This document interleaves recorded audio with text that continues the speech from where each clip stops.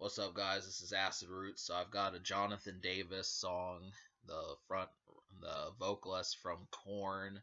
So he had, I don't know if it's a solo song, but either himself or with Korn, they worked on a song from the Silent Hill Downpour soundtrack. Now, obviously, video game soundtracks usually tend to pull songs that are from actual albums that had released rather than just an original song. So this was pretty interesting that Jonathan Davis worked with, Jay Devil worked with, um, the development of this game and just playing gave people a brand new song. So this is just like any.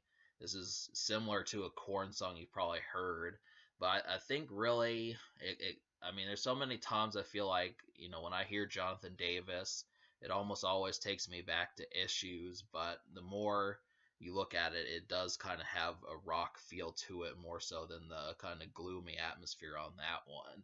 But I'm glad for it. I mean, this is a fit for him just because of the style that it conveys. But what I originally thought was, maybe it's factory made. I don't know if it's worth, buy. I mean, the soundtrack on Amazon's a little bit more expensive, so obviously I would just recommend downloading the song. You can probably find it. I mean, he's the only person on this soundtrack. Otherwise, I think it's just regular instrumentals and that sort of thing, but it does have industrial metal to it. So obviously, video games is a platform I've kind of forgotten about when it comes to new music. I mean, last year I went on a Rob Zombie spree and I tried to find some new songs that Rob Zombie had done, and I didn't come up with much. I found him on the Matrix Reloaded soundtrack, and then that was about it. So I've reviewed as much Rob Zombie up to Hellbilly Deluxe 2, but with that, I figured, Jonathan Davis, since he's been here since '94, probably has some extra stuff. So, I mean, we're getting to the point. I almost reviewed a Fieldy, the bassist from Korn. I was getting ready to review his new song. He's got a solo album coming out, and then Brian Welch, made a full blown band. But with this, I figured Jonathan Davis, I'll take more songs by him, and I'm realizing that I'm kind of starting to reach that point. I mean, really, as much as I like the songs off of Korn's albums, I would actually like to have a few extra ones just to surprise people and say, well, do you know this song?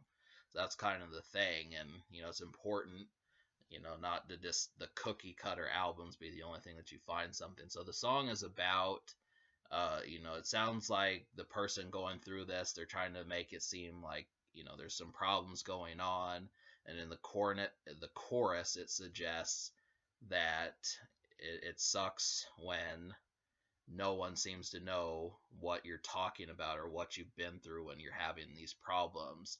It talks about, wanting to tear a hole in your head to get rid of the demons and uh, just, um, there's a way to, yeah, it has just, there's some problems going on, and I guess it fits with the theme of the game, but it's kind of, we've seen this theme before with Korn, but it just has, considering that the, Silent Hill I know to be a game that's like a cousin of Resident Evil. It has the visuals for what Korn's trying to say, so this is pretty good. Now, obviously, where the song stacks up, that's about the only problem. Is most people think it's just a fact. You might wind up thinking it's just a factory made Korn song, but once again, I mean, it's not necessarily one that everyone has heard, so you could throw some people off just by, kind of playing that song. So that's what I took of it. I mean, really, I expect this song to probably be 70 cents on Amazon or iTunes, so you could probably get a hold of it for pretty cheap there. So yeah, alright, but yeah, it's just something to consider. I suggest messing with this song.